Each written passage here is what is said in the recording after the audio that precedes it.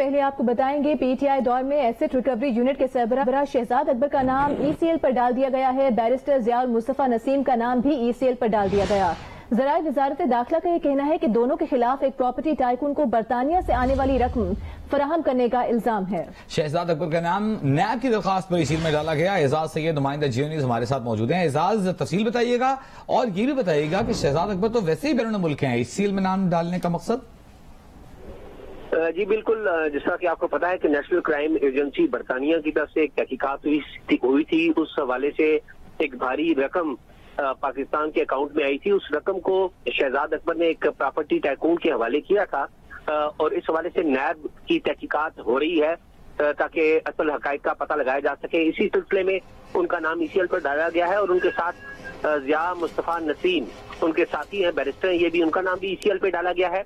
और साथ ही साथ सेनेटर गुलजार खान के बेटे हैं, सेनेटर गुलजार के बेटे अमार खान, उनको भी वन टाइम परमिशन दी गई है बैरून मुल्क जाने की। जी बहुत शुक्रिया एजाज आपका।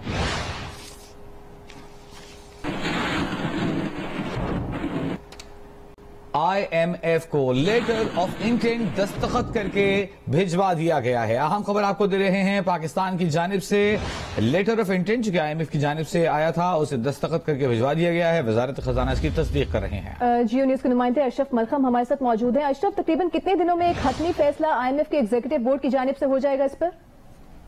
कि जैसा कि हमने कहा, सबसे अहम चीज जो थी वो लेटर ऑफ इंटेंट पे दोनों तरीकेन का मादा होना था, जिसको 2 दिन की मुसलसल मीटिंग के बाद आखिरी सिलसिले में वज़ीर खजाना ने बताया था कि 3-4 मीटिंग्स हुई।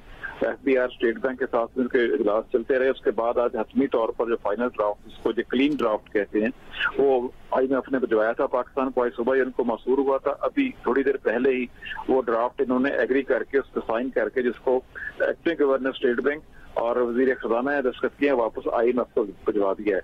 रवायती तौर पर इसके बाद 15 दिन के अंदर अंदर IMF के एग्जीक्यूटिव बोर्ड का इजलास होता है, जिसके बाद किस्त की मंजूरी दी जाती है और जो कर्ज की किस्त तो जारी की जाती है। जी बहुत शुक्रिया अशरफ। इस्लामाबाद हाई कोर्ट ने ममनुआ फंडिंग केस में लार्जर बेंच तश्कील दे दिया है। तफसील के लिए बात करेंगे नुमाइंदा जियो न्यूज़ उवैस यूसुफजई से। उवैस, जरा सा पस मंजर और आज की तफसील में बताइएगा। जी देखिए, इस्लामाबाद हाई कोर्ट ने ममनुआ फंडिंग केस में इलेक्शन कमीशन के फैसले के खिलाफ पीटीआई की दरखास्त पर समाअत के लिए लार्जर बेंच तश्कील दे दिया है। आज दौरान समाअत कायम मुकाम चीफ जस्टिस जो आमिर फारूक है, उन्होंने कहा था कि इस केस की समाअत लार्जर बेंच करेगा। और अब जो बेंच की कंपोजिशन सामने आई है, जो बेंच तश्कील दिया गया है, उसमें कायम मुकाम चीफ जस्टिस आमिर फारूक इस लार्जर बेंच की सरबराही करेंगे, जबकि जस्टिस मियां गुल हसन औरंगजेब और जस्टिस बाबर सतार इस लार्जर बेंच का हिस्सा होंगे। ये दरखास्त जो है पीटीआई की जानिब से दायर की गई है बैरिस्टर अनवर मंसूर के जरिए, और फैसल चौधरी एडवोकेट और दीगर वकला की टीम भी आज अदालत में पेश हुई है। और उनका ये कहना था कि बहुत शुक्रिया अवैस।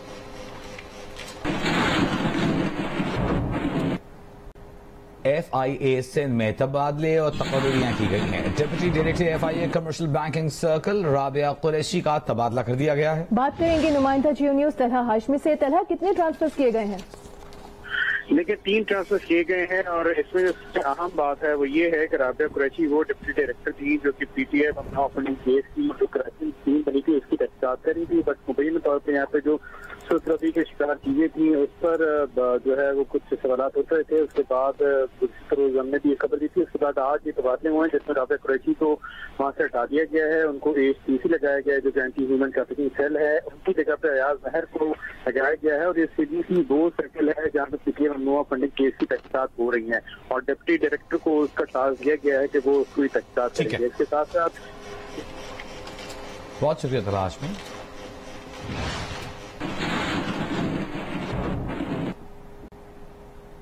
आबादी की मनसूबाबंदी की माहिर डॉक्टर नफीस सादिक न्यूयॉर्क में इंतकाल कर गई। वो कुछ अरसे से अलील थी। अक़वाम मुत्तहिदा के पॉपुलेशन फंड के एग्जीक्यूटिव डायरेक्टर डॉक्टर नतालिया ने उनके इंतकाल पर अफसोस का इजहार किया। अक़वाम मुत्तहिदा में पाकिस्तान की मुस्तकिल मंदूब डॉक्टर मलिहा लोधी ने भी उनके इंतकाल पर अफसोस का इजहार करते हुए उन्हें ख़वातीन के हुकूक की अलमबरदार करार दिया है। डॉक्टर नफीस सादिक ने 1971 में यूनाइटेड नेशंस पॉपुलेशन फंड में शमूलियत इख्तियार की और सन 2000 में रिटायरमेंट के बाद अक़वाम मुत्तहिदा के सेक्रेटरी जनरल की खुसूसी मुशीर के तौर पर खिदमात अंजाम दी। अक़वाम मुत्तहिदा में शमूलियत से कबल वो माहिर अमराज निस्वां Pakistan central family planning council की डायरेक्टर जनरल थी। डॉक्टर सादिक भारतीय रियासत उत्तर प्रदेश के शहर जौनपुर में पैदा हुई। उनके वालिद 1960 की दिहाई में अयूब खान की काबीना में वजीर खजाना थे। नफीस सादिक ने कलकत्ता के कॉलेज से तालीम हासिल की और कराची के डाउ मेडिकल कॉलेज से डॉक्टर ऑफ मेडिसिन की डिग्री हासिल की, जिसके बाद उन्होंने मजीद तालीम अमेरिका में हासिल की। डॉक्टर सादिक ने अपनी पेशा वराना जिंदगी का आगाज एक मुआलिज के तौर पर किया। हुकूमत पाकिस्तान ने 1960 की दिहाई के दौरान उन्हें मरकजी खानदानी मनसूबाबंदी काउंसिल का डायरेक्टर जनरल मुकर्रर किया। वो 1976 में ह्यूमर अवार्ड हासिल करने वाली पहली खातून थीं। वो अमेरिका में पाकिस्तानी डॉक्टर्स की एसोसिएशन की रुकन थीं। 1988 में वो बरतानिया में royal college of obstetricians and gynaecologist की फेलोशिप के लिए मुंतखब हुई। डॉक्टर सादिक 1994 में काहिरा में आबादी और तरक्की पर बैनुल अक़वामी कॉन्फ्रेंस की सेक्रेटरी जनरल रहीं। लेस्पेला हेलीकॉप्टर वाक़े के बाद सोशल मीडिया पर पाक फौज के खिलाफ शुरू की गई मुहिम में भारतीय सोशल मीडिया अकाउंट्स ने भी बढ़ चढ़कर हिस्सा लिया। ज़मीन ज़हरा नुमाइंदा जियो न्यूज़ हमारे साथ मौजूद हैं। ज़मीन, क्या तफसीलात सामने आई हैं?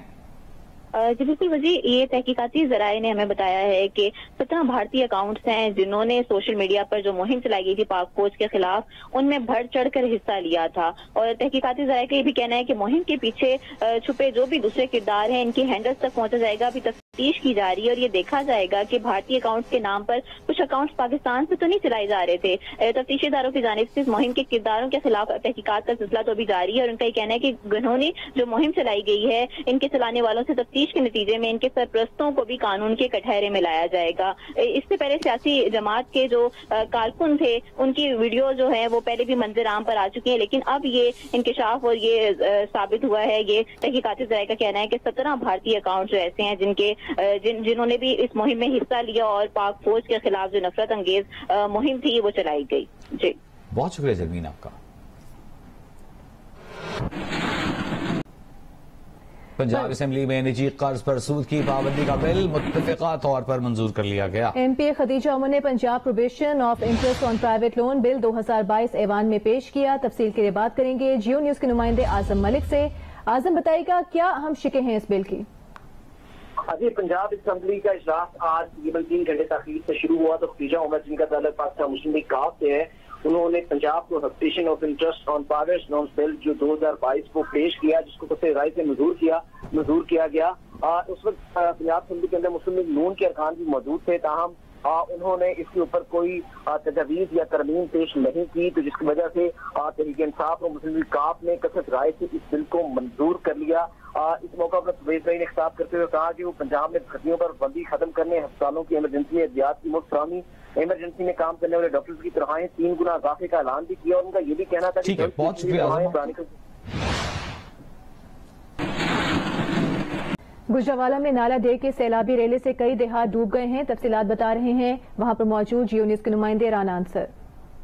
आज ही हम इस वक्त वांडो के करीब लिद्दड़ गांव के बाहर मौजूद हैं, जहां नाला डैक का बंद टूटने की वजह से पानी यहां ना सिर्फ खेतों में दाखिल हो गया, बल्कि जो गांव की आबादी है वहां भी गलियों और लोगों के घरों में पानी दाखिल हो चुका है। मैं अपने कैमरामैन जिशान से कहूंगा जरा कैमरा पैन करके दिखाए, यहाँ हर तरफ पानी है। ये जो मेन शाहरा है जो इस इलाके में दर्जनों देहात को एक दूसरे से मिलाती है, इसके ऊपर भी पानी है, जिसकी वजह से इन देहात का आपस में जमीनी राब्ता भी तकरीबन मुनक़ता होकर रह गया है।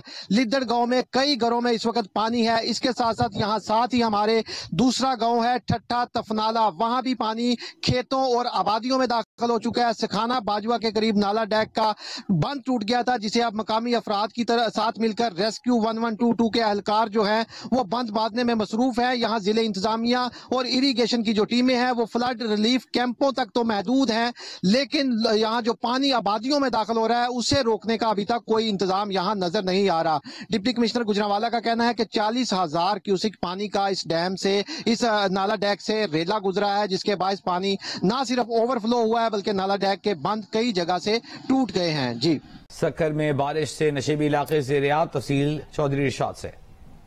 जी, मानसून बारिशों का सिलसिला मुल्क के दीगर शहरों की तरह सक्कर में भी जारी है और सुबह इससे सक्कर शहर को स्याह और सफेद बादलों ने अपने लपेट में ले रखा था। हम उस वक्त मौजूद हैं मीनार रोड पर, जहां तेज और मूसलाधार बारिश जारी है। सक्कर और गिरदोना के इलाकों में बारिश का ये सिलसिला जारी है। मुतादिद इलाके ज़ेरे आब आ गए हैं, जबकि ट्रैफिक का निज़ाम और बिजली का निज़ाम पूरी तरह मुतासर हो रहा है। मुतादिद इलाकों में बिजली का निज़ाम मुअत्तल होकर रह गया है।